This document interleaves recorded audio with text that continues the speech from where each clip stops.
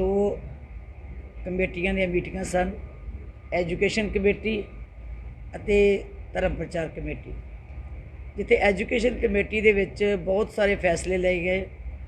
बहुत सारे सुधार ਜਿਹੜੇ कि अंतरिक कमेटी ਦੇ ਵਿੱਚ ਕੀਤੇ गए सन सब कमेटी की रिपोर्ट के उत्ते।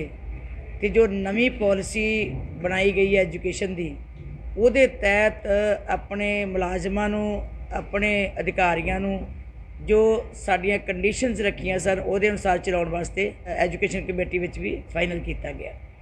तो नाल ही कुछ साडे मुलाजम सन जिहड़े कंडीशनां पूरीआं करदे सन, 4 साल 7 साल 11 साल इस तरह, उन्होंने भी रैगूलर किया गया। तो नाल ही फैसला किया गया कि जो न्यू पॉलिसी बनी है, जिहड़े बच्चे साडे अनएडड पोस्टां ते है ਉਹਦੇ अनुसार उन्होंने सेवा विच जुटण वास्ते मौका दिता जाएगा। नाल नाल एजुकेशन नूं होर सुधार लियाउण वास्ते जिहड़ी साडी सब कमेटी बनी है, उन्हां दा ये फैसला किया गया कि जो भी सुधार किए जा सकन सारे प्रिंसीपल्स दे नाल ते सारे जो उत्थों दे सब कमेटी जिहड़ी साडी लोकल कमेटियां बड़ियां उन्हां नाल बैठ के कुछ ना कुछ डिस्कस करके नवे तरीके दे नाल अपनी एजुकेशन च किद्दां सुधार किए जा सकते हैं, किवें असी बच्चों की गिनती वधा सकते हैं, किस ढंग दे नाल असी अपने कॉलेजां स्कूलों नूं अपने पैरों ते खड़े कर सकते हैं। वो असी बड़ियां अज दीर्घ विचारां जिहड़ियां कीतियां गईयां। इसी तरह धर्म प्रचार कमेटी दे विच क्योंकि 400 साला श्री गुरु तेग बहादुर साहब जी का बड़ी शानो शौकत नाल मनाउण वास्ते ऐलान किए गए सन। कोविड-19 करके साडे समागम विच ही बंद पै गए। असी भी बड़ी मुश्किल नाल छोटा जे समागम कीते सी, लेकिन वो रीझां जिहड़ियां सन पंथ दियां जां श्रोमणी गुरुद्वारा प्रबंधक कमेटी दियां सारे वक्-वक् स्टेटां दियां विच्चे दबियां रह गईयां। हुण क्योंकि कोविड का समा थोड़ा जिहा घटिया, ये बीमारी का थोड़ा जिहा अज लोकां दे विच डर लत्था, इस करके फिर अज पास किया गया कि वक्-वक् स्टेटां विच वक्-वक् हलकियां विच ते धर्म प्रचार वहीर जिस तरह लैके वो वक्-वक् थावां दे उत्ते उस तरह गुरमत समागम कराए जाण, उस तरह सैमीनार कराए जाण। ते जिहड़े प्रोग्राम असी ऐलान किए सी, भावें वो किसी भी ढंग नाल गुरु ग्रंथ साहब जी दे विच दर्ज बाणी गुरु तेग बहादुर साहब जी दी उन्हों उहदे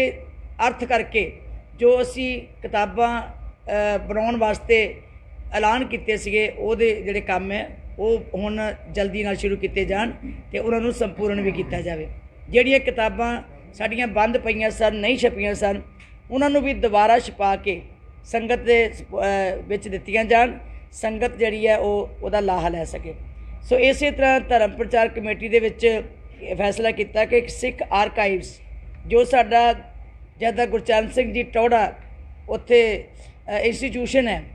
उत्थे असी सिख आर्काइव्स जिहड़ा डिपार्टमेंट है वो शुरू करन जा रहे हैं, जिहदे विच साडी जिस तरह साडी विरासत हुंदी है, कुछ जिहड़े पुराने साडे बहुत वड्डे विद्वान सन जां साडे वड्डे कुर्बानियां वाले सन, उन्हां दीयां हत्थ लिखतां, उन्हां दीयां चिट्ठियां लिखियां होईयां, मान लो वर्ल्ड वार लगी जबरदस्ती सिखां नूं इत्थों लैके चले गए, उन्हां सिखां दीयां कुर्बानियां ते उन्होंने जो उत्थे अपने घरां नूं चिट्ठियां लिखियां, अपने तजर्बे दीयां गल्लां कीतियां, वो बहुत सारियां साडियां विदेश विच चले गए, उत्थों जिहड़ी चिट्ठियां आईयां, बहुत सारियां साडे सुरगवासी साडे जिहड़े सिख विद्वान सन सरदार दर्शन सिंह जी तातला साहब, उहदे कोल भी बहुत वड्डमुल्ला इतिहास इकट्ठा होया सी। उन्होंने सानूं कहा सी कि असीं तुहानूं सुपुर्द करांगे। सो असीं उस परिवार कोल भी जाके बेनती करांगे कि वो सानूं वो जिन्ना उन्हां दीयां लिखतां सन जां जिन्ना भी उन्होंने कोई इतिहास इकट्ठा किया होया वो सानूं देण, तां जो असीं सिख आर्काइव्स दे विच रख के संगतां नूं उहदा लाह लैण वास्ते प्रेर सकीए ते ओहदे आके उहदे कोलों उस समय दे जिहड़े वडमुल्ले विचार सन, वडमुल्लियां जो उन्हां दीयां सोचां सन, जो साडी प्रवृत्ति सी, वो उहदा लाहा लै सकन। सो इस ढंग दे नाल इस नवें डिपार्टमेंट नूं भी अज होंद विच लिआउण वास्ते किया गया ते नाल ही आउण वाले समय दे विच जिन्ने भी असी गुरमत के समागम करने हैं उन्होंने प्रवानगी दी गई। होर भी रूटीन के जोड़े काम है, गुरुद्वारियां के सुधार की गल जां कोई साडे प्रैस की गल, प्रैस विच जिहड़ी साडी कमी पेशी सी उन्हें पूरा करने वास्ते, जां साडे कोई फंडां की गल किसी कॉलेजां वास्ते, स्कूलों वास्ते जां मुलाजमां वास्ते, वो सारियां जिहड़ियां विचारां कीतियां गईयां। मैं समझदी हां कि बड़ी फ्रूटफुल साडियां मीटिंगां हुंदियां जिन्हां विच मैंबरां ने अपना वड्डा योगदान पाया और मैंबर जिहड़े बहुत वडमुੱਲੀਆਂ सलाहां दे के सुझाव दे के उन्होंने मीटिंगां नूं कामयाब किया। वाहिगुरू जी का खालसा, वाहिगुरू जी की फतेह। अज साडियां दो कमेटियां ਦੀਆਂ मीटिंगां सन, एजुकेशन कमेटी ਅਤੇ धर्म प्रचार कमेटी। जिथे एजुकेशन कमेटी दे विच बहुत सारे फैसले लए गए, बहुत सारे सुधार जिहड़े कि अंतरिक कमेटी दे विच कीते गए सन सब कमेटी की रिपोर्ट के उत्ते। ते जो नवी पॉलिसी बनाई गई है एजुकेशन की, उहदे तहत अपने मुलाजमां नूं, अपने अधिकारियों नूं जो साडियां कंडीशनस रखियां सन उहदे अनुसार चलाउण वास्ते एजुकेशन कमेटी विच भी फाइनल किया गया। ते नाल ही कुछ साडे मुलाजम सन जिहड़े कंडीशनां पूरीआं करदे सन, 4 साल 7 साल 11 साल इस तरह उन्होंने भी रैगूलर किया गया। तो नाल ही फैसला किया गया कि जो न्यू पॉलिसी बनी है, जिहड़े बच्चे साडे अनएडड पोस्टां ते है उहदे अनुसार उन्होंने सेवा दे विच जुटण वास्ते मौका दिता जाएगा। नाल नाल एजुकेशन नूं होर सुधार लियाउण वास्ते जिहड़ी साडी सब कमेटी बनी है उन्हां दा ये फैसला किया गया कि जो भी सुधार किए जा सकन सारे प्रिंसीपल्स दे नाल ते सारे जो उत्थों दे सब कमेटी जिहड़ी साडी लोकल कमेटियां बड़ियां उन्हां नाल बैठ के कुछ ना कुछ डिस्कस करके नवे तरीके दे नाल अपनी एजुकेशन च किद्दां सुधार किए जा सकते हैं, किवें असी बच्चों की गिनती वधा सकते हैं, किस ढंग दे नाल असी अपने कॉलेजां स्कूलों नूं अपने पैरों ते खड़े कर सकते हैं। वो असी बड़ियां अज दीर्घ विचारां जिहड़ियां कीतियां गईयां। इसी तरह धर्म प्रचार कमेटी दे विच क्योंकि 400 साला श्री गुरु तेग बहादुर साहब जी का बड़ी शानो शौकत नाल मनाउण वास्ते ऐलान किए गए सन। कोविड-19 करके साडे समागम विच ही बंद पै गए। असी भी बड़ी मुश्किल नाल छोटा जिहा समागम कीते सी, लेकिन वो रीझां जिहड़ियां सन पंथ दियां जां श्रोमणी गुरुद्वारा प्रबंधक कमेटी दियां सारे वक्-वक् स्टेटां दियां विच्चे दबियां रह गईयां। हुण क्योंकि कोविड का समा थोड़ा जिहा घटिया, ये बीमारी का थोड़ा जिहा अज लोकां दे विच डर लत्था, इस करके फिर अज पास किया गया कि वक्-वक् स्टेटां विच वक्-वक् हलकियां विच ते धर्म प्रचार वहीर जिस तरह लैके वो वक्-वक् थावां दे उत्ते उसे तरह गुरमत समागम कराए जाण, उसे तरह सैमीनार कराए जाण। ते जिहड़े प्रोग्राम असी ऐलान कीते सी भावें वो किसी भी ढंग नाल गुरु ग्रंथ साहब जी दे विच दर्ज बाणी गुरु तेग बहादुर साहब जी दी उन्होंने ਉਹਦੇ अर्थ करके जो असी किताबां बनाउण वास्ते ऐलान किए सीगे ਉਹਦੇ ਜਿਹੜੇ काम है वो हुण जल्दी नाल शुरू किए जाण ते उन्हां नूं संपूर्ण भी किया जाए। ਜਿਹੜੀਆਂ किताबां साड़ियां बंद पईयां सन, नहीं छपियां सन, उन्हां नूं भी दोबारा छपा के संगत दे विच दित्तियां जाण, संगत जिहड़ी है ਉਹਦਾ लाहा लै सके। सो इस तरह धर्म प्रचार कमेटी दे विच फैसला किया कि सिख आर्काइव्स जो साडा जदा गुरचरण सिंह जी टौड़ा उत्थे इंस्टीट्यूशन है, उत्थे असी सिख आर्काइव्स जिहड़ा डिपार्टमेंट है वो शुरू करन जा रहे हैं, जिहदे विच साडी जिस तरह साडी विरासत हुंदी है, कुछ जिहड़े पुराने साडे बहुत वड्डे विद्वान सन जां साडे वड्डे कुर्बानियां वाले सन, उन्हां दीयां हत्थ लिखतां, उन्हां दीयां चिट्ठियां लिखियां होईयां, मान लो वर्ल्ड वार लगी जबरदस्ती सिखां नूं इत्थों लैके चले गए, उन्हां सिखां दीयां कुर्बानियां ते उन्होंने जो उत्थे अपने घरां नूं चिट्ठियां लिखियां, अपने तजर्बे दीयां गल्लां कीतियां, वो बहुत सारियां साडियां विदेश विच चले गए, उत्थों जिहड़ी चिट्ठियां आईयां, बहुत सारियां साडे सुरगवासी साडे जिहड़े सिख विद्वान सन सरदार दर्शन सिंह जी तातला साहब, उहदे कोल भी बहुत वड्डमुੱਲਾ इतिहास इकट्ठा होया सी। उन्होंने सानूं कहा सी कि असीं तुहानूं सपुर्द करांगे। सो असीं उस परिवार कोल भी जाके बेनती करांगे कि वो सानूं वो जिन्ना उन्हां दीयां लिखतां सन जां जिन्ना भी उन्होंने कोई इतिहास इकट्ठा किया होया वो सानूं देण, तां जो असीं सिख आर्काइव्स दे विच रख के संगतां नूं उहदा लाह लैण वास्ते प्रेर सकीए ते ओहदे आके उहदे कोलों उस समय दे जिहड़े वडमुੱਲੇ विचार सन, वडमुੱਲੀਆਂ जो उन्हां दीयां सोचां सन, जो साडी प्रवृत्ति सी वो उहदा लाहा लै सकन। सो इस ढंग दे नाल इस नवें डिपार्टमेंट नूं भी अज होंद विच लिआउण वास्ते किया गया ते नाल ही आउण वाले समय दे विच जिन्ने भी असीं गुरमत दे समागम करने हैं उन्हां नूं प्रवानगी दित्ती गई। होर भी रूटीन दे जिहड़े काम है गुरुद्वारिਆਂ दे सुधार दी गल जां कोई साडे ਪ੍ਰੈਸ ਦੀ ਗੱਲ, ਪ੍ਰੈਸ ਵਿੱਚ ਜਿਹੜੀ ਸਾਡੀ ਕਮੀ ਪੇਸ਼ੀ ਸੀ ਉਹਨੂੰ ਪੂਰਾ ਕਰਨ ਵਾਸਤੇ, ਜਾਂ ਸਾਡੇ ਕੋਈ ਫੰਡਾਂ ਦੀ ਗੱਲ ਕਿਸੇ ਕਾਲਜਾਂ ਵਾਸਤੇ, ਸਕੂਲਾਂ ਵਾਸਤੇ ਜਾਂ ਮੁਲਾਜ਼ਮਾਂ ਵਾਸਤੇ, ਉਹ ਸਾਰੀਆਂ ਜਿਹੜੀਆਂ ਜਿਹਦੇ ਵਿਚਾਰਾਂ ਕੀਤੀਆਂ ਗਈਆਂ। ਮੈਂ ਸਮਝਦੀ ਹਾਂ ਕਿ ਬੜੀ ਫਰੂਟਫੁੱਲ ਸਾਡੀਆਂ ਮੀਟਿੰਗਾਂ ਹੁੰਦੀਆਂ ਜਿਨ੍ਹਾਂ ਵਿੱਚ ਮੈਂਬਰਾਂ ਨੇ ਆਪਣਾ ਵੱਡਾ ਯੋਗਦਾਨ ਪਾਇਆ, ਔਰ ਮੈਂਬਰ ਜਿਹੜੇ ਬਹੁਤ ਵੱਡਮੁੱਲੀਆਂ ਸਲਾਹਾਂ ਦੇ ਕੇ, ਸੁਝਾਅ ਦੇ ਕੇ ਉਹਨਾਂ ਨੇ ਮੀਟਿੰਗਾਂ ਨੂੰ ਕਾਮਯਾਬ ਕੀਤਾ। ਵਾਹਿਗੁਰੂ ਜੀ ਕਾ ਖਾਲਸਾ, ਵਾਹਿਗੁਰੂ ਜੀ ਕੀ ਫਤਿਹ। ਅੱਜ ਸਾਡੀਆਂ 2 ਕਮੇਟੀਆਂ ਦੀਆਂ ਮੀਟਿੰਗਾਂ ਸਨ, ਐਜੂਕੇਸ਼ਨ ਕਮੇਟੀ ਅਤੇ ਧਰਮ ਪ੍ਰਚਾਰ ਕਮੇਟੀ। ਜਿੱਥੇ ਐਜੂਕੇਸ਼ਨ ਕਮੇਟੀ ਦੇ ਵਿੱਚ ਬਹੁਤ ਸਾਰੇ ਫੈਸਲੇ ਲਏ ਗਏ, ਬਹੁਤ ਸਾਰੇ ਸੁਧਾਰ ਜਿਹੜੇ ਕਿ ਅੰਤਰਿਕ ਕਮੇਟੀ ਦੇ ਵਿੱਚ ਕੀਤੇ ਗਏ ਸਨ ਸਬ ਕਮੇਟੀ ਦੀ ਰਿਪੋਰਟ ਦੇ ਉੱਤੇ, ਤੇ ਜੋ ਨਵੀਂ ਪਾਲਿਸੀ ਬਣਾਈ ਗਈ ਹੈ ਐਜੂਕੇਸ਼ਨ ਦੀ,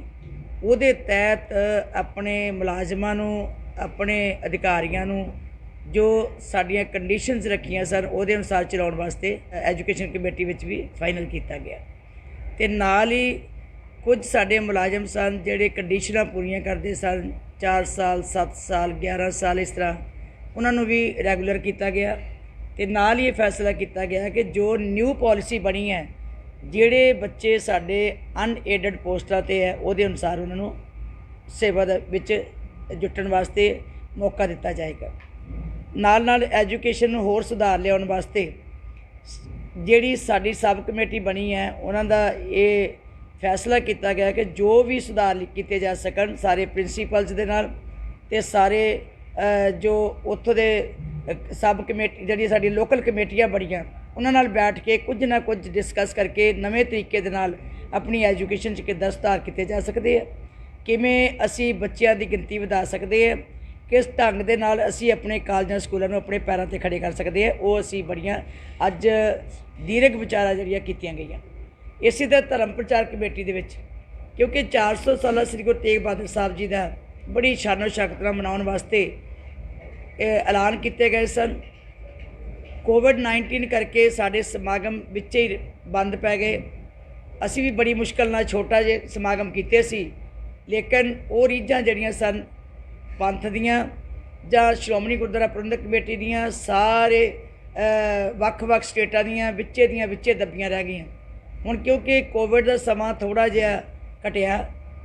ਇਹ ਬਿਮਾਰੀ ਦਾ ਥੋੜ੍ਹਾ ਜਿਹਾ ਅੱਜ ਲੋਕਾਂ ਦੇ ਵਿੱਚ ਡਰ ਲੱਥਾ, ਇਸ ਕਰਕੇ ਫਿਰ ਅੱਜ ਪਾਸ ਕੀਤਾ ਗਿਆ ਕਿ ਵੱਖ-ਵੱਖ ਸਟੇਟਾਂ ਵਿੱਚ, ਵੱਖ-ਵੱਖ ਹਲਕਿਆਂ ਵਿੱਚ ਤੇ ਧਰਮ ਪ੍ਰਚਾਰ ਵਹੀਰ ਜਿਸ ਤਰ੍ਹਾਂ ਲੈ ਕੇ ਉਹ ਵੱਖ-ਵੱਖ ਥਾਵਾਂ ਦੇ ਉੱਤੇ ਉਸੇ ਤਰ੍ਹਾਂ ਗੁਰਮਤਿ ਸਮਾਗਮ ਕਰਾਏ ਜਾਣ, ਉਸੇ ਤਰ੍ਹਾਂ ਸੈਮੀਨਾਰ ਕਰਾਏ ਜਾਣ।